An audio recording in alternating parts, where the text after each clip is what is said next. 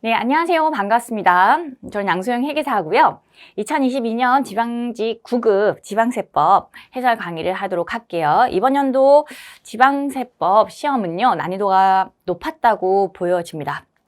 왜냐하면 사실 쉬운 문제는 엄청 쉽게 나왔어요. 근데 어려운 문제가 너무 지역적인 주제를 건드렸기 때문에 과거보다는 100점 방지용 문제의 수가 많았다고 보여집니다. 그래서 여러분들이 체감하기로는 난이도가 높지 않았나 그런 생각이 들고요. 100점 방지용 문제가 과거 연도에는 한두 문제 정도였다면 이번 연도 시험에는 3-4문제의 가량이 100점 방지용이었고요.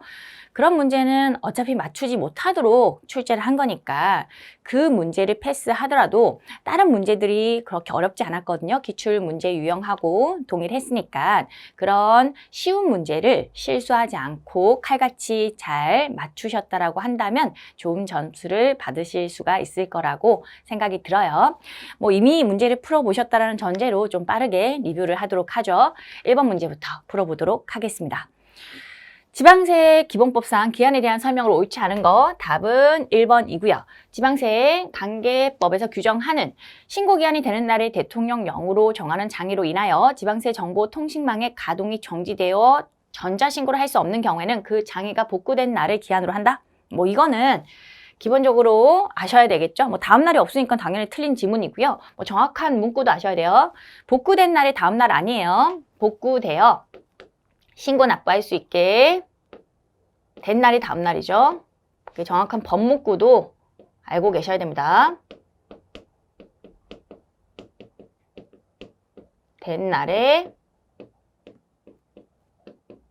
다음 날. 단순하게 복구된 날로 나와서 틀렸고요. 복구된 날도 아니고 복구된 날의 다음 날도 아니고 복구되어 신고 납부할 수 있게 된 날의 다음 날. 정확한 법문구도 알고 계셔야 돼요. 넘어가죠. 2번 문제, 물납재산 환급에 대한 건데 옳지 않은 거 답은 동그라미 1번이고요. 납세자가 지방세법에 따라 재산세를 물납한 후 그 부과의 일부를 취소하거나 감액하는 경정 결정에 따라 환급하는 경우에는 그 물납재산이 다른 행정 용도로 사용되고 있는 경우에도 그 물납재산으로 환급해야 한다? 틀렸죠. 원래 물납재산의 경우에는 환급을 할 때 그 물납재산으로 환급하는 게 원칙이긴 해요. 그렇지만 예외가 있을 수가 있죠. 물납재산으로 환급하는 게 곤란할 수 있잖아요. 물납재산을 매각을 했다든지 이렇게 다른 행정 용도로 사용하고 있다든지 아니면 성질상 분할해서 물납재산으로 환급하는 게 곤란하다. 그런 경우에는 금전으로 환급해야 되는 거거든요. 그래서 이 중간에 문구 물납재산이 다른 행정 용도로 사용되고 있는 경우에도 라는 표현이 들어가서 틀린 지문이에요. 이런 경우에도 물납재산으로 환급할 수는 없잖아요. 이때는 금전 환급이에요. 그래서 틀렸고요. 넘어가도록 하죠. 이제 3번 문제. 지방세 징수법 문제고요. 압류를 즉시 해제하여야 하는 사유로 옳지 않은 거. 압류를 해제해야 한다라는 것이 필요적 해제 요건을 얘기하는 거고요. 그게 아닌 걸 물어봤으니까 임의적 해제 요건인 걸 물어봤죠. 지금 1번, 2번, 3번은요. 전부 다 필요적 해제 요건이 들어가 있어요. 이게 다 필요적 해제 요건이고 또 4번이 임의적 해제 요건이거든요. 자, 지금 보시면 1번 납부로 압류가 필요 없게 되었을 때 소정의 목표를 다 달성을 했죠. 납부가 이루어졌다고 하면 압류가 더 이상 필요하지 않잖아요. 반드시 해제를 하여야 한다죠. 마찬가지로 공매 중지로 압류가 필요 없게 되었다라고 하면요. 반드시 압류를 해제해야 되는 거고요. 압류한 재산에 대한 제3자 소유권 주장에 상당한 이유가 있다고 인정할 때도 제3자 거를 잘못 압류를 한 거니까 반드시 해제를 하여야 합니다. 그런데 압류할 수 있는 다른 재산을 체납자가 제공하여 그 재산을 압류하였을 때는요. 이때는 해제할 수도 있고 안 할 수도 있죠. 해제를 하여야 한다가 아니라 할 수 있다죠. 얘가 임의적 해제 요건이라서 동그라미 4번이 틀린 지문입니다. 넘어가죠. 문제 4번 재산세 과표에 대한 건데 옳은 것은 동그라미 4번이고요. 나머지가 틀렸죠. 자, 일단 동그라미 4번부터 볼게요. 선박항공기에 대한 재산세의 과표는요. 시가표준액으로 하죠. 선박항공기는 그냥 시가표준액으로 하는 것이고 여기에 공정시장 가액 비율을 적용하진 않아요. 토지 건축물이라든지 주택은 시가표준액에 공정시장가액 비율을 적용하잖아요. 근데 1번, 2번, 3번이 전부 다 공정시장가액 비율이 잘못되었어요. 토지라든지 건축물은 몇 프로죠? 외우고 계셔야 되겠죠. 70%거든요. 토지 공정시장가액 비율은 95%다? 아니에요. 지금 현행이 70%로 되어 있고 그 주택을 제외한 건축물 공정시장가액 비율도 마찬가지 70%예요. 토지, 건축물. 근데 주택만 제가 좀 강조를 드렸죠. 주택은 걸려있는 사람이 많으니까 과표를 조금 낮게 해준다. 주택이 토지하고 건축물하고 다르게 60%로 되어 있어요. 공정가액 비율이 60%. 그래서 다 비율이 잘못돼가지고 1, 2, 3번이 틀렸고 선박 항공기는 그냥 시가 표준액으로 하는 거 정확하게 표현되어 있어서 오늘 4번이 답이었습니다. 넘어가죠. 이제 5번 문제. 이의신청 대상에 해당하는 것은 동그라미 1번이 이의신청을 할 수 있어요. 제2차 납세 의무자에 대한 납부 고지. 본래 납세 의무자도 위법 부당한 처분을 받으면 또는 피조한 처분을 받지 못하면 불복 청구라는 걸 할 수가 있고요. 이해관계인들이 또 전부 다 불복 청구라는 걸 할 수가 있죠. 동그라미 1번이 답이고 나머지는 불복 청구 배제 사유예요. 자, 넘어가서 다시 6번이죠. 볼게요. 5번입니다. 자, 5번. 동그라미 1번이 불복 청구를 할 수 있는 사유고요. 2, 3, 4번이 불복 청구 배제 사유죠. 자, 2, 3, 4번 보시면요. 감사원법에 따라 심사 청구를 한 처분. 이건 이미 처분이 난 거예요. 이거에 대해서 또다시 불복 청구 이런 걸 제기할 수가 없습니다. 이의신청이라든지 심판 청구 이런 걸 또다시 할 수가 없죠. 뭐 해야 되죠? 여기서 지면 행정소송으로 진행이 돼야 되는 거예요. 가세준 적부 심사 청구에 대한 처분 이것도 불채택 결론이 났다라고 하면요 이미 결론 난 거를 갖다가 가타부타 할 수 없다고 했죠. 그래서 이 과세준 적부 심사 청구에 대한 처분도 불복 청구 배제 사유에 들어가 있어요. 다만 아예 못하는 건 아니고 나중에 고지서가 날라오면 과세준 적부 심사 청구가 고지서 날라오기 전이죠. 전에 하는 청구니까 이거에 대해서 결론 난 거에 대해서는 옳다 그르다 또 한 번 따질 수는 없지만 나중에 고의서가 날라오면 또 위법 부당한 처분을 받게 된 거니까 불복 청구라는 걸 할 수는 있어요. 그렇지만 이 처분, 결론에 대해서는 부채택 결론이 났는데 채택해 주세요. 이렇게 할 수는 없잖아요. 그래서 여기에서는 내가 따질 수 없다. 불복 청구를 제기할 수 없고요. 지방세 기본법에 따른 과태료의 부과처분 이것도 별도의 권리구제 제도가 마련되어 있어서 불복 청구 배제 사유에 들어가 있는 내용이었어요. 답은 1번이었고요. 넘어가죠. 이제 6번 지방세 부과 등의 원칙에 대한 설명으로 옳지 않은 거 답은 동그라미 3번이죠. 답만 보죠. 지방세 관계법 중 과표, 세액 계산에 관한 규정은 소수재인거 소득, 수익, 재산, 행위, 거래, 소수재인거의 실질 내용과 관계없이 그 명칭이나 형식에 따라 적용한다? 아니죠. 실질 과세 원칙에 따라서 실질에 따라서 적용하는 겁니다.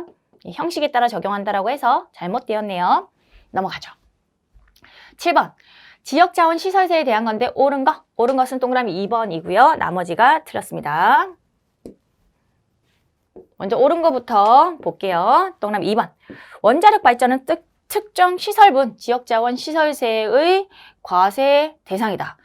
특정 시설분인지 특정 자원분인지 그런 거를 완벽하게 구분하실 수 있어야 돼요. 컨테이너라든지 원자력 발전, 화력 발전 이런 건 특정 시설분이죠. 시설분이라고 제대로 나와 있는 부분이었고 맞는 지문이고요.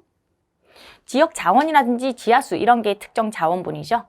동그라미 1번 보시면 먹는 물로 판매하기 위하여 퍼올린 지하수에 대한 특정 자원분 이건 특정 자원분 지역 자원 시설세의 납세지는 해당 지하수를 판매하는 사업장의 소재지이다. 판매장이 나오는 경우는 담배 소비세에서 그 소매인의 사업장을 납세지로 한다. 이런 내용이 있긴 하죠. 판매된 소매인. 그런데 여기서는 판매하는 곳이 나오면 안 돼요. 그냥 지하수 있는 곳이죠. 지하수, 소재지. 여기를 납세지로 하는 겁니다. 틀렸고요. 또 3번. 소방시설로 인하여 이익을 받은 자의 주택의 건축물 부분은 소방구의 지역자원 시설세 과세 대상에 포함하지 아니한다? 포함하죠. 포함한다로 끝나야 됩니다.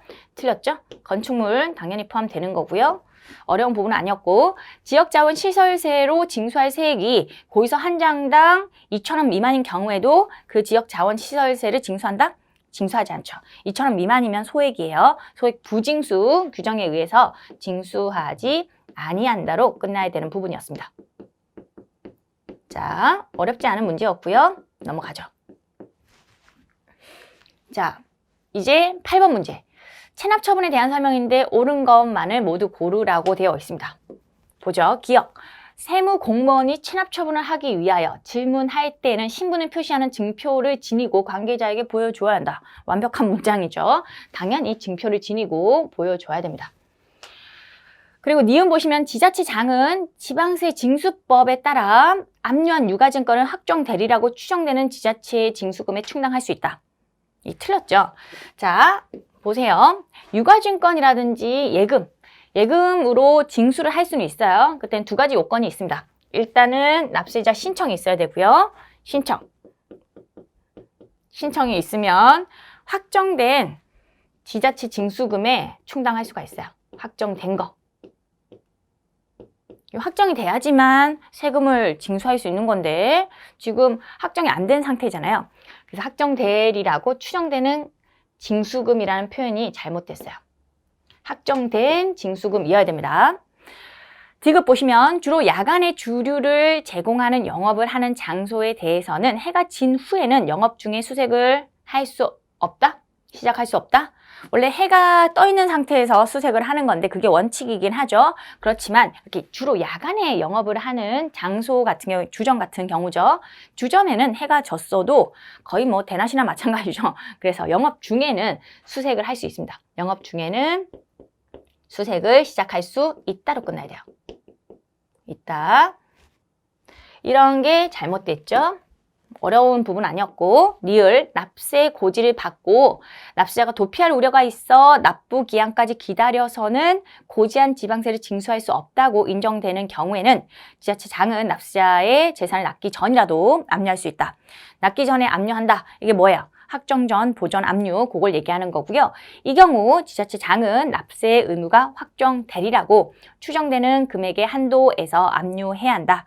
맞습니다. 요거는 확정 전에 좀 급하니까 과세에 관청해서 보전 압류를 하는 걸 얘기하는 거고요. 이때는 너무 많은 금액을 압류하면 안 되는 거니까 확정되리라고 추정되는 금액, 그걸 한도로 해서 압류를 하고요. 나중에 확정되고 나서는 유가증권이라든지 예금으로 신청을 받았을 때, 납세 신청을 얻었을 때는 충당을 할 수가 있어요. 근데 여기서는 확정되리라고 추정되는 금액이 붙으면 안 되는데 이쪽에 또 갖다 붙여가지고 니은은 틀린 지문이 된 거고요. 리을은 맞는 지문이에요.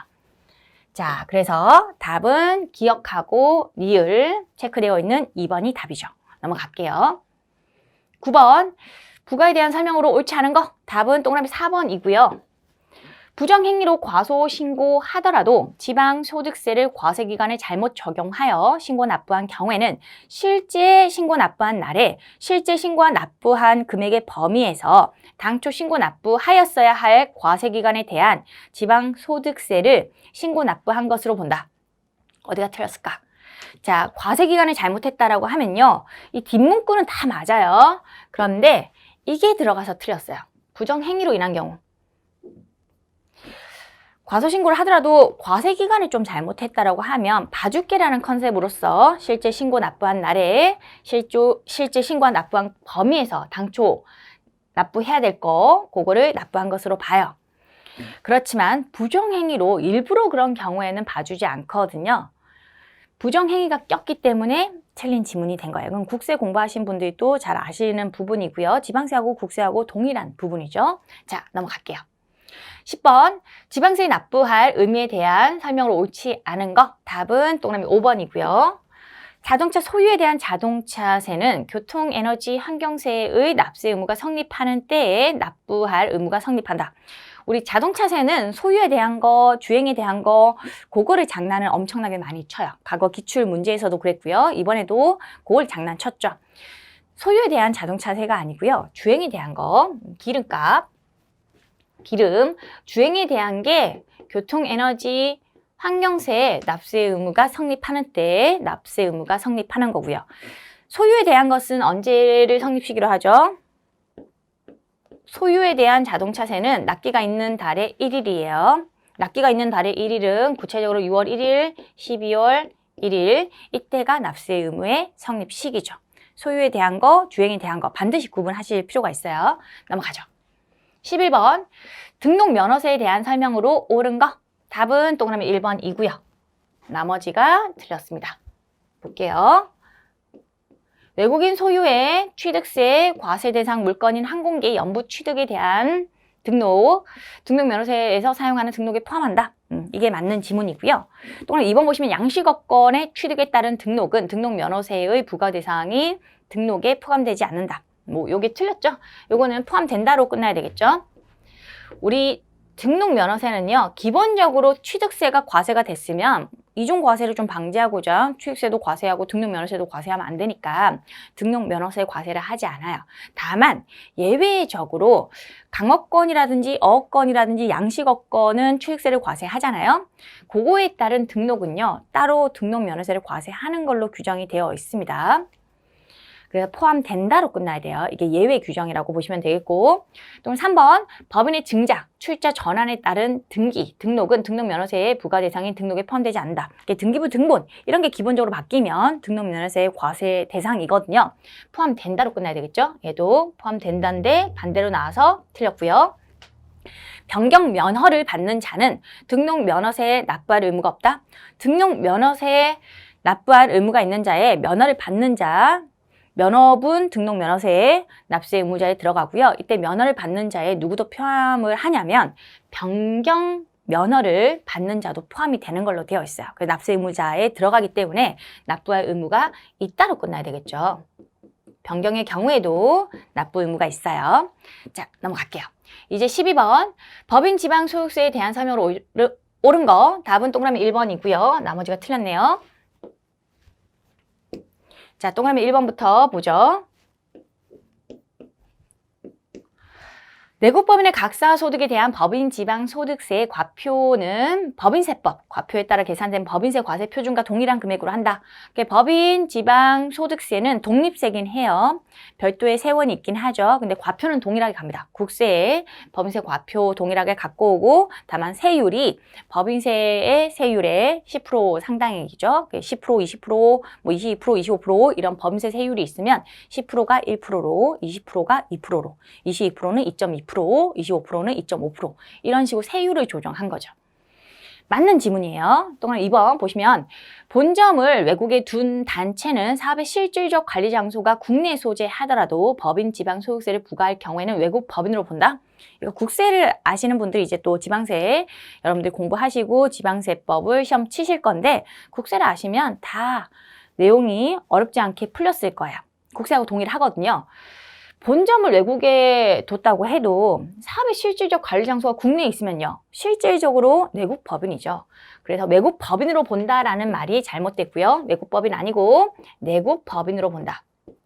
실질에 따라서 과세를 해야 되기 때문에 형식적인 본점, 주사무소, 그게 외국에 있다고 해도 실질적인 관리 장소가 우리나라에 있으면 내국 법인인 거예요.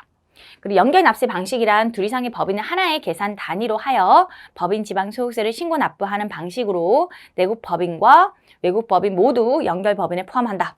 어디서 틀렸죠? 외국 법인이 들어가서 틀렸어요. 연결 납세 방식은요, 내국 법인끼리만 연결할 수가 있거든요. 그래서 외국 법인이 들어가지 않아요.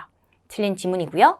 사업장이 둘 이상의 지자체에 있는 법인은 각 사업장의 종업원 수 기준이나 건축물 연면적 기준 중 어느 하나를 선택하는 방법으로 안분한 법인 지방 소득세를 관할 지자체의 장에게 각각 신고 납부해야 한다.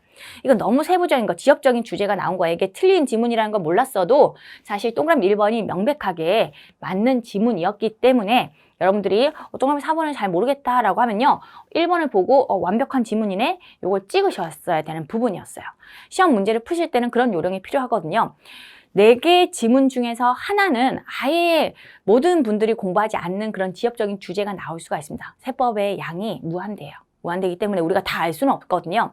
이 경우에는 명백하게 맞는 지문, 그걸 고르시는 방향으로 문제를 풀어주셔야 돼요. 어디가 틀렸냐면요. 참고 목적으로 너무 지역적인 거라서 다시 나올 것 같지는 않아요. 그렇지만 잠깐 설명을 드릴게요. 종업원 수 기준이나 건축물 연면적 기준 중 어느 하나를 선택하는 방법. 이런 방법이 아니거든요. 선택 방법이 아니고요.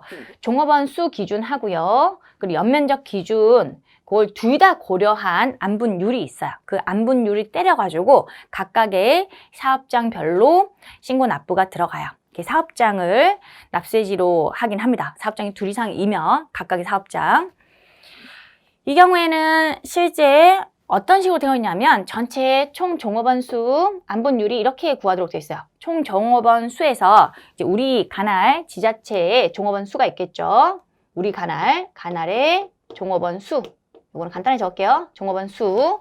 이 비율하고요. 플러스 총 연면적이 있겠죠. 총 연면적, 건축물의 총 연면적 분의 우리 또 관할 지자체의 연면적 요 비율을 적용한 걸 더해요. 더한 다음에 나누기 2를 하도록 되어 있거든요. 그러니까 선택하는 게 아니에요. 둘 중에 지금 하나 선택. 그게 아니고 둘 다를 고려합니다. 둘 다 고려한 이런 안분율을 때려서 각각의 사업장이 소재한 관할 지자체에 뿌려주는 그런 개념이죠. 각각의 사업장별로 신고 납부가 들어가요. 여기서는 포인트가 사실은 뭐 사업장이 둘 이상이면 납세지를 사업장으로 한다. 그게 포인트예요. 그러니까 지자체의 세수익과 관련되어 있기 때문에 한 군데서 다 내는 게 아닙니다. 연결 같은 경우에도 사업장이 되게 여러 개가 있다라고 하면 세금은 연결 법인을 하나의 법인으로 봐서 둘 이상의 법인을 하나의 법인으로 봐서 세금을 계산하되 그 세금 납부는요. 지자체마다 뿌려줘야 되겠죠. 그래야지 각각의 지자체의 세수입이 고르게 분배가 될 거예요. 그런 식으로 하는 내용만 알고 계시면 되겠고요. 사업장이 납세지다. 그 정도가 중요한 부분이고 사실 이런 내용들은 시험에 다시 나오지는 않는 그런 아주 지엽적인 뭐 100점 방지용 그런 지문이라고 보시면 되겠고 이게 100점 방지용 문제라고 하더라도 사실 1번이 완전히 명백하게 맞는 지문이었기 때문에 이것도 맞출 수 있는 문제였어요. 실제로는 얘를 이 동그라미 4번 때문에 100점 방지용이냐 뭐 그렇게 볼 수도 없고요. 1번이 맞는 지문이었고 그게 어렵지 않았기 때문에 그걸 파악하는 게 어렵지 않았기 때문에 이 문제도 충분히 공부를 잘 열심히 해오신 분들이라면 맞출 수 있었을 거라고 생각이 들어요. 자, 넘어가죠. 13번 지방세 법령상 담배 소비세에 대한 설명으로 옳지 않은 것은 답은 동그라미 2번이고요. 요거는 제가 봤을 때는 100점 방지용 정도라고 생각이 들긴 해요. 조금 지역적인 게 나오긴 했죠. 여행자의 휴대품, 그리고 별송품, 탁송품으로 반입되는 담배로서 역관련은 200개비를 한도로 담배 소비세를 면제한다. 200개비가 아니고요. 50개비거든요. 그래서 틀렸습니다. 뭐 이런 건 좀 너무 세부적인 게 나온 거죠. 관련이라는 게 있고요. 관련은 얇은 종이로, 여러분들 주로 피는 담배예요. 얇은 종이로 마른 담배, 그게 관련이고요. 관련은 200개비까지는 면제예요. 여행자의 휴대품 이런 거는 200개비까지 면제를 해주고요. 다만 역관련이라고 하면 역관련은 뭘 얘기하냐면 시가예요. 시가. 얘는 얇은 담배. 날씬한 거, 얘는 시간은 좀 뚱뚱한 거, 그걸 얘기하는 거거든요. 담배 잎을 아예 자르지 않고 마른 걸 얘기하는 겁니다. 얘는 50개, 시간은 좀 비싸잖아요. 그죠? 얘는 200개, 얘는 50개인데 이걸 역관련이 나오면서 200개로 해서 틀린 지문을 구성한 거죠. 관련이 200개, 역관련이 50개입니다. 혹시 모르니까 외우고 계시면 좋을 것 같고요. 넘어가죠. 14번 지방소비세에 대한 설명으로 옳지 않은 거. 답은 동그라미 3번이고요. 볼게요. 지방소비세의 부과, 징수, 불복 절차 등에 관하여는 지방세의 예를 따르며 이 경우 지자체장을 그 처분청으로 본다. 지방소비세요. 지방소비세는 부가가치세의 일정 퍼센티지를 얘기하는 건데 얘는 지방세 예에 따르는 게 아니라 국세에 따라가는 거죠. 그래서 지방세가 일단 아니고요. 국세로 바뀌어야 되겠고 또 지자체장을 처분청으로 보는 게 아니고요. 누구를 처분청으로 보죠? 특별징수 의무자. 특별징수 의무자, 우리 세무서장 이런 자가 특별징수 의무자인데 특별징수 의무자를 처분청으로 보는 겁니다. 지방소비세는 부가가치세의 일정 퍼센티지이기 때문에 국세에 무조건 따라간다. 그 개념을 알고 계셔야 돼요. 넘어가죠. 15번 징수유예에 대한 설명으로 옳지 않은 거. 답은 동그라미 3번이죠. 이거 쉬웠죠. 지자체장은 징수유예를 한 기간 중에는 그 유예한 지방세 또는 체납액에 대해서 체납 처분을 할 수 없다. 뭐 이게 원칙인데 가로 안의 문구도 꼼꼼하게 살펴보셔야 돼요. 교부 청구 포함한다? 그렇지 않죠. 교부 청구는 제외죠. 그래서 틀렸어요. 강조드렸던 부분이에요. 수업 시간에. 징수유예는 봐줄게 라고 한 거니까 봐줄게 해놓고 천천히 세금 내라. 네 사정이 딱하구나. 그래놓고 막 네 재산을 내가 압류했다. 그러면 이제 반대의 행위가 되는 거니까 완전 배신 행위가 되는 거야. 그래서 징수유예 기간 중에는 압류하지 않습니다. 체납처분 이런 거 안 해요. 그렇지만 교부청구는 할 수 있다고 했죠. 교부청구는 내가 배신 행위 한 게 아니에요. 네 재산 압류해서 가져갈 거야. 그게 아니라 다른 과세관청이라든지 다른 기관에서 압류를 했고 내가 압류한 게 아니고 나는 봐주고 있었는데 다른 기관에서 그 체납자의 재산을 압류했다라고 하면 나도 받을 세금이 있다라고 했을 때 그 재산 압류한 거 매각하면 남는 거 저한테 교부 좀 해주세요 라고 청구하는 게 교부청구라고 했죠. 얘는 할 수 있어요. 내가 배신행위 한 게 아니니까 할 수 있다. 되게 중요한 부분이고 아주 많이 기출된 주제죠. 반드시 맞추셔야 되는 문제였어요. 이것까지 맞추지 못하고 틀리셨다라고 하면 맞출 수 있는 문제가 얼마 안 돼요. 그러니까 기본적인 문제를 칼같이 맞추셔야 돼요. 이런 문제는 틀리시면 절대 안 되는 문제였습니다. 넘어가죠. 16번 지방세 특례 제한법상 감면에 대한 설명으로 옳은 거. 지방세 특례 제한법은요 다 100점 방지용으로 출제가 됐어요. 이번 연도 시험에 지방세 특례 제한법이 내용이 엄청나게 많다고 했죠. 근데 거기서 한 2문제 정도 출제가 되거든요. 이번 연도에도 2문제가 출제가 됐고요. 다 100점 방지용으로 엄청나게 지엽적인 주제가 출제가 됐어요. 이 문제는 다른 분들이 또 못 맞췄을 거기 때문에 내가 못 맞춘다고 하더라도 대세에는 전혀 지장이 없어요. 기본적인 문제만 칼같이 맞추는 방향으로 공부하셔야 돼요. 자, 그래도 문제 출제가 됐으니까 한번 리뷰를 해보면요. 동그라미 1번이 맞는 지문이고요. 강화권의 설정, 변경, 이전, 그 밖에 등록에 해당하는 면허로서 면허를 새로 받거나 변경받는 경우에는 면허에 대한 등록 면허세를 2024년 말까지 면제한다. 이게 맞는 지문이죠. 이것도 지엽적이죠, 사실. 동그라미 2번이 3번, 4번은 다 틀렸고요. 어디가 틀렸는지 체크해 드릴게요. 또는 2번 천재지변으로 멸실된 건축물을 그 멸실일부터 2년 이내에 새로 취득하는 경우 그 새로 취득한 건축물의 연면적이 종전의 건축물의 연면적을 초과하면 그 초과 부분에 대해서도 취득세를 면제한다.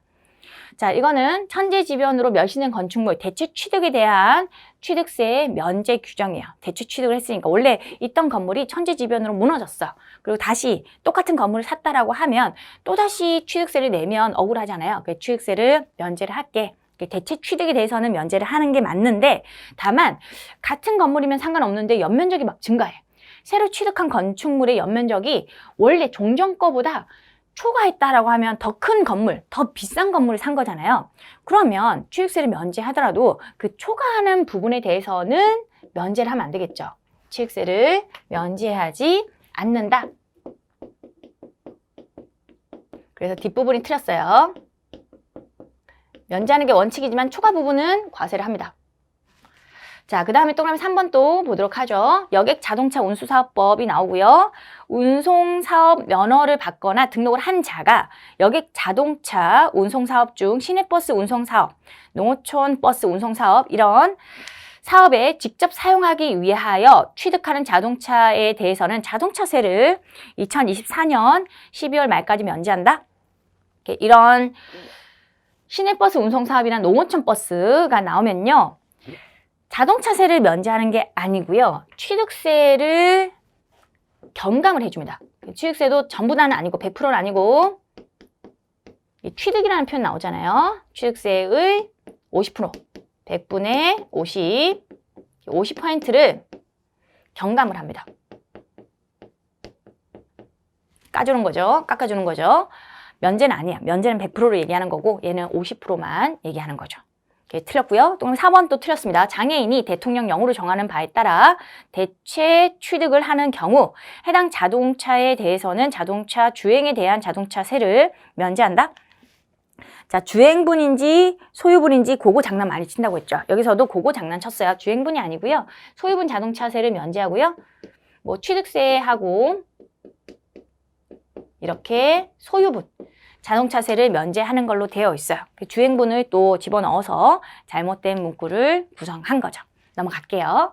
17번 레저세에 대한 설명으로 옳지 않은 거. 뭐 요건 또 맞추셔야 되는 문제였어요. 동그라미 3번이 틀렸고요.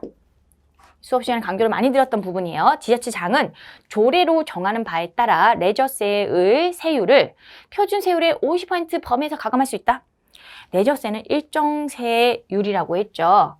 가감 못해요. 얘는 표준 세율이 아닙니다.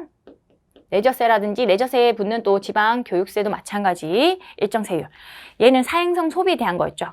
소비세는 일반적으로 다 일정 세율이에요. 담배 소비세. 지역마다 담배값이 달라지면 안 된다. 제가 그렇게 수업 시간에 강조드리면서 담배 소비세는 일정 세율입니다. 그리고 사행성 소비인 레저세도 일정 세율입니다. 지방 소비세 이런 것도 보편적인 소비에 대한 거 얘도 일정 세율입니다. 그런 식으로 알려드렸죠. 그런 일정 세율인 거 다 외우시라고 알려드렸는데 그거는 외우고 계셔야 돼요. 이런 문제는 틀리시면 안 돼요. 이런 문제 틀리면은 합격에서 좀 멀어질 수가 있거든요. 기본적인 문제를 칼같이 맞추어서 점수를 획득하는 방향으로 하셔야 돼요. 100점 방지용은 어차피 다른 분들도 못 맞출 거고 나도 못 맞출 거니까 괜찮아요. 그거 못 맞춰도 아무런 대세에 지장이 없습니다. 이런 문제 맞추셔야 돼요. 아시겠죠? 자, 넘어가죠. 18번 지방교육세에 대한 건데 옳은 거 답은 동그라미 4번이고요. 나머지가 틀렸습니다.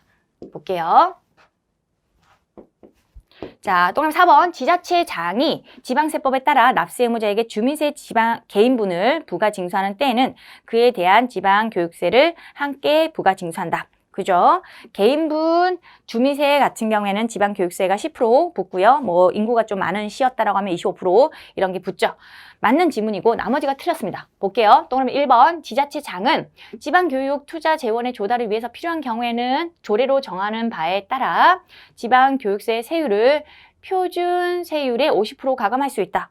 뭐 이까지 맞는데 가로 안의 문구도 절대 무시하면 안 된다고 했죠. 꼼꼼하게. 가로 안의 문구가 틀렸어요. 지방세법 및 지방세 감면 법령에 따라 납부해야 될 레저세의 경우 포함한다. 레저세는 제외죠. 레저세는 50% 가감할 수 없다고 했죠. 레저세 자체도 50% 가감할 수 없는 일정 세율이고요. 레저세에 따라 붙는 지방교육세도 마찬가지 일정 세율이에요. 50% 가감 못합니다. 레저세 포함으로 바뀌어서 틀린 지문이었고요. 이것도 맞추셔야 되는 부분이었고 2번 지방교육세의 지방세 환급금은 해당 지자체장 또는 그 위임을 받은 공무원이 지자체 조례에 따라 환급한다? 조례가 틀렸어요. 조례가 아니고요. 지방교육세의 과세 표준이 되는 세목별 그 세액에 대한 환급, 예에 따라서 환급하는 거예요. 그러니까 규정에 따라서 환급하는 거지 조례에 따라서 환급하는 게 아닙니다. 지자체에서 임의로 환급하는 게 아니라는 거 그거 알고 계셔야 돼요. 세목별로 그 세목별 환급 예에 따라서 환급하는 걸로 되어 있어요. 또 3번 지방교육세를 신고하고 납부해야 하는 자가 납부 의무를 다하지 아니한 경우에도 지방세 기본법에 따른 납부지원 관세를 징수하지 아니한다. 자, 지방세 기본법에 따른 납부지원 관세가 아니라 세금 안 내면 납부지원 관세는 무조건 붙어요. 뭐가 징수되지 않는 거죠? 이것도 제가 수업 시간에 강조드렸던 부분이에요. 신고 불성실. 그러니까 무신고 관세라든지 과소신고 관세 이런 걸 통틀어서 신고 불성실이라고 부르거든요. 얘는 서택스잖아요. 다른 세금에 빈대붙는 서택스예요. 부가세. 그렇기 때문에 신고 불성실 관세까지는 부과하지 않을게. 징수하지 않을게. 봐줄게. 납부 안 하면 세금 안 낸 거니까 당연히 납부지원 가산세는 부과가 될 수밖에 없어요. 신고 불성실이 징수되지 않는 겁니다. 구분 잘 해주셔야 돼요. 자, 넘어가죠. 19번. 갑이 비상장 법인 주 A의 의결권 있는 주식의 취득, 양도 행위를 반복해서 주식 총액에 대한 갑이 가진 주식의 비율이 다음과 같이 변동이 되었다. 75% 보유된 시점에 취득세 부과 범위. 가점주주에 대한 취득세를 말하는 거였고요. 뭐 이런 문제가 과거에 출제가 많이 되진 않았어요. 그렇지만 이번 연도에는 가점주주에 대한 취득세 문제도 출제가 됐고요. 설립 시에 취득한 거 51%. 이미 50% 초과하죠. 이미 가점주주예요. 설립 시에. 이때는 설립 시기 때문에 가점주주에 대한 취득세 납세 의무 있어요, 없어요? 설립할 때는 주 A, 법인한테 취득세 납세 의무가 있는 거니까 또 가점주주에게 취득세까지 부과하면 이중과세 문제라고 했죠. 그래서 이때는 과세가 안 되고요. 나중에 추가 취득을 했잖아요. 이때 60%가 만약에 최초로 가점주주가 냈으면 60%만큼 세금 냈을 거예요. 근데 최초가 아니라 원래 51% 있는 상태에서 60%가 된 거니까 증가분 9%에 대해서만 가점주주에 대한 취득세 납세 의무가 있고요. 만약에 이게 49%였고 이때 60%가 냈으면 60% 전액에 대해서 취득세 납세 의무가 생길 수 있어요. 그런 것 좀 비교하셔야 돼요. 이때 49%였으면 50% 초과하지 않잖아요. 그 상태에서 최초로 가점주주가 되면 전체 지분율에 대해서 취득세 납세 의무가 있고요. 그런데 이미 가점주주인 상태에서 추가 취득이 일어난 거니까 이 경우에는 증가된 부분 9%에 대해서만 납세 의무가 있고, 그 다음에 일부 양도를 해서 지분율이 줄어들었네요. 가점주주가 아니게 됐습니다. 그러고 나서 다시 추가 취득을 해서 75%, 50% 초과했죠? 가점주주가 됐죠. 이때는 40%하고 비교하면 안 돼. 제일 높은 지분율, 걔랑 비교해야 되겠죠. 제일 높은 지분율이 60%였어요. 이중과세를 방지하고자 하는 목적이죠. 그래서 40%하고 75%이 차이라든지 75% 전체 퍼센티지라든지 이런 식으로 체크하시면 당연히 틀릴 수밖에 없습니다. 이미 과세가 된 부분이 있으니까 60%와 75%의 차이죠. 15%에 대해서 추가적인 취득세 납세 의무를 지면 돼요. 답은 동그라미 1번 15%로 체크하셔야 되는 부분. 자, 이것도 나중에도 나올 수 있는 부분이니까 개념 자체를 정확하게 알고 계셔야 돼요. 자, 넘어가죠. 20번 문제는 완전 100점 방지용이에요. 제가 봤을 때 너무 심하지 않았나. 이런 문제는 바람직하지 않아요. 사회적으로도 바람직하지 않고요. 여러분들이 또 이런 문제 만나가지고 막 찍었을 거라고 생각이 들고요. 욕하면서 풀지 않았을까 그런 생각이 듭니다. 다음번에 나오지 않겠지만 그래도 출제가 됐으니까 설명을 드릴게요. 지방세 법령상 자동차 소유에 대한 자동차세 중 자동차 한 대당 연색이 큰 것부터 바르게 나열한 것은 사회적으로 바람직하지 않은 문제예요. 지금 순서는 결론만 알려드리면 비영업용 대형 일반 버스가 연세액이 가장 크고요. 그 다음에 고속버스고요. 그 다음에 대형 전세버스고 그 다음이 비영업용 소형 일반 버스긴 해요. 뭐 금액은 어떻게 되냐면 금액도 외우실 필요가 없는 게 또다시 나올 것 같지는 않습니다. 뭐 대형 일반 버스가 11만 5천 원 이렇게 되어 있고요. 고속버스가 뭐 10만 원, 그리고 대형 전세버스가 7만 5천 원, 비용용 소형 일반 버스가 6만 원이에요. 저도 잘 못 외워요. 이런 거는 잘 안 외워집니다. 외우실 필요도 없고요. 이런 문제는 거의 뭐 100점 맞으면 안 되는데 라고 그 출제 교수님이 약간은 걱정을 하신 것 같아요. 그래서 한번 이런 것도 출제를 해볼까 라고 하신 것 같고요. 다른 분들이 또 다 틀렸을 거기 때문에 뭐 찍어서 맞으면 좋겠지만 이런 문제 나오면 어떻게 해야 돼요? 그냥 3번 찍으세요. 3번. 3번이 답이었죠? 2번이랑 3번 이 중에서 찍는 게 좋아요. 1번, 4번이 답일 가능성은 별로 없고요. 2, 3번이 일반적으로 답일 가능성이 높으니까 둘 중에 하나 이제 필이 꽂히는 대로 찍고 나오시면 되는 부분이었어요. 자, 100점 방지용 문제가 좀 있긴 했었습니다. 그렇지만 쉬운 문제가 아주 쉽게 출제가 됐기 때문에 그런 문제들을 실수하지 않고 풀었다면 충분한 점수를 맞추실 수가 있어요. 항상 기본기가 중요하다는 거 잊지 마시고요. 이렇게 해서 2022년도 지방직 9급 지방세법 강평을 마치도록 하겠습니다. 수고 많으셨습니다.